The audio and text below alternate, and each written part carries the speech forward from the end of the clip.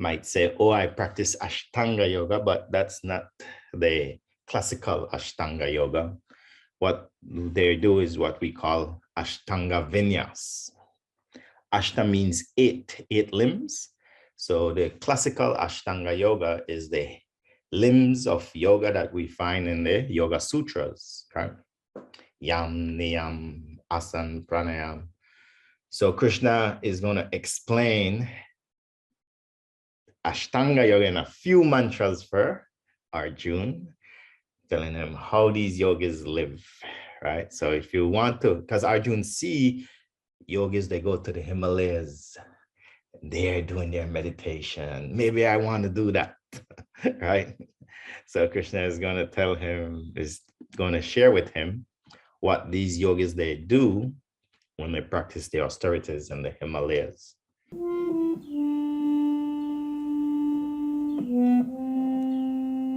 Srila Prabhupada translates it. Persons learned in the Vedas, Veda Vido, who utter Omkara and who are great sages in the renounced order,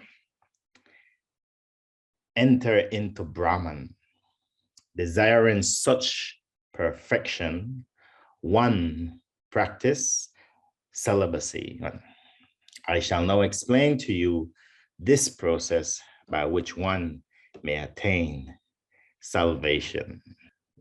It's very easy for you to come across the word Om, right? It's all pervasive in any yoga studio around the world. And not only the yogis chant Om, right? The Buddhist monks chant Om, right? So Om is a very popular sacred sound vibration. And so Krishna is instructing Arjuna here, those rishis, those people who study the Vedas, this is part of their sadhana.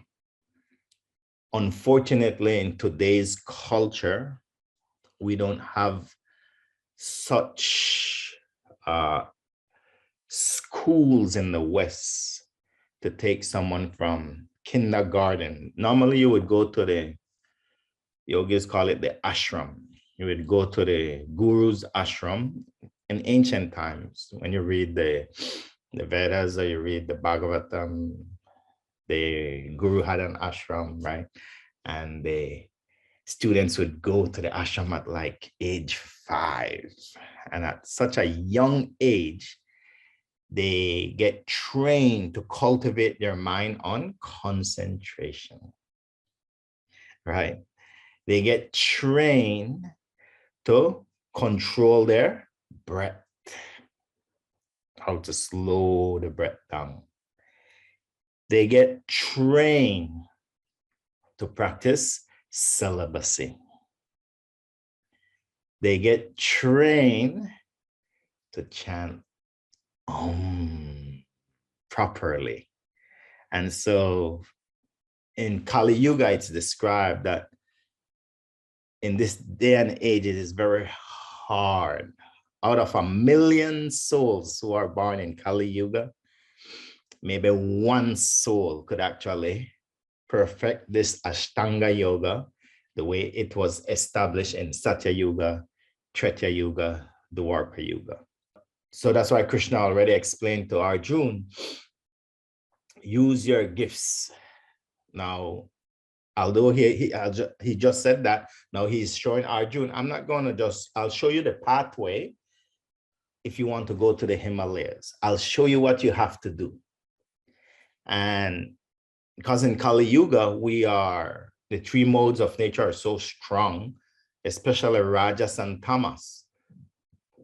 So because Rajas and Tamas is so prevalent over the planet, it is very hard for someone to live this life of the austere yogi. And that's why Krishna says, and these are not just whimsical people. This is a good point. Because in the Himalayas, if you go to the Himalayas today, Rishikesh, you'll find a lot of hippies. And they look just like yogis because they have matted hair, but they have no knowledge of the Vedas. So this point is very important that Krishna makes here. He says, the rishis that you see, Arjuna, they are learned in the Vedas. They studied it, they know the wisdom. So they're not, it's not a fashion for them, right? It's not a fashion, but for them, there's a level of austerity that comes with it for the rishis in the mountains. And Krishna says, you must utter the sacred So and Krishna gives a beautiful analogy here. He says, you can only perfect if you practice celibacy. Amazing. Chanting one has to practice intense pratyahara. Pratyahara means sense withdrawal. It means at such a young age, the yogis are trained in Satya Yuga, Treta Yuga, Dwapara Yuga to turn their minds inwards, turn their senses inwards. And in such degree, they use their senses very minimal. Renounce sannyas means renounce order of life. So that renounce order that Krishna is saying here is someone who they even renounce to a certain degree eating. They even renounce breathing. In other words, when you read the yogis of Satya Yuga and Kali Yuga, of Dwapara Yuga, Treta Yuga, they hold their breath 10 years. It's like, how does someone, we don't have that kind of mental and lung capacity in Kali Yuga. So they practice deep pratyahara, deep sense withdrawal. And to find a school like that, Kali Yuga doesn't exist. As Krishna says, the is the unmanifested form of God. God through sacred sound. So when you chant you are automatically getting purified in the mind to connect to God in the form of sound vibration. So that's why he used a beautiful phrase. He says, the Omkara, chanting of the Omkara. And then you will enter Brahman. So these rishis, when they were up there, they understood, wait, if I practice celibacy, if I practice control of my mind and my breathing, and I chant this there is an end result. What is the end result of chanting and practicing celibacy? Is to experience one of the 3 realizations of God that the Vedas have described. The Vedas describe that we can experience God in 3 beautiful ways. The first way to experience God is God as a spiritual person. The second way to experience God is God in every atom. We call that Paramatma. God as a spiritual person is Bhagavan. God as in every atom, in everyone's heart, localized, we call it Paramatma. That's another expression of God realization, Paramatma.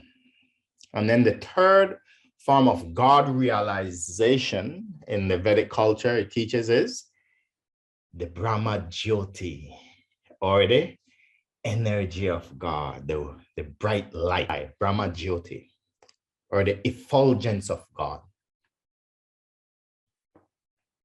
So the Vedas teach that evolve, you can get self-realization of God in 3 different ways.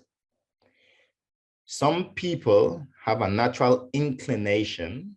They want to experience God as just energy. So that's the Brahman that by chanting Krishna is saying here. These yogis, they study the Vedas, they practice their pratyahara, control their their senses, they practice celibacy, and then they chant in such a pure state that by chanting the Omkara, they are able to experience the third variation of God realization. They enter into Brahman. So this is we can see this is very difficult in Kali Yuga, right? Because we live in a society where today, even if you go to the forest, even if you go to a place that's very pure, the mode of goodness pervades it, it's very hard. You'll still find trickles of mode of passion entering, or the mode of tamas enter the mode of goodness environment. We can see very hard. Kali Yuga, very, very difficult. Some beings are born. There's samskaras from previous life, many lives. They can maintain a whole life of celibacy. Now, you don't just maintain it. Oh, I practice celibacy. No, the practice of celibacy gives you enough prana and energy in your mind to then go deep into meditation. So it's not like someone who's suppressing a desire. That's not what Krishna is referring to. It's so natural for them that all their mind and energy is dedicated to going into sacred sound.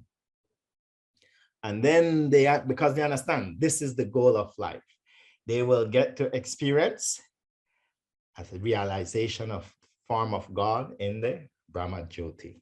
And so Krishna is reminding Arjuna, oh, if you want to go to the Himalayas, this is what you have to do. And Arjuna is like, wait.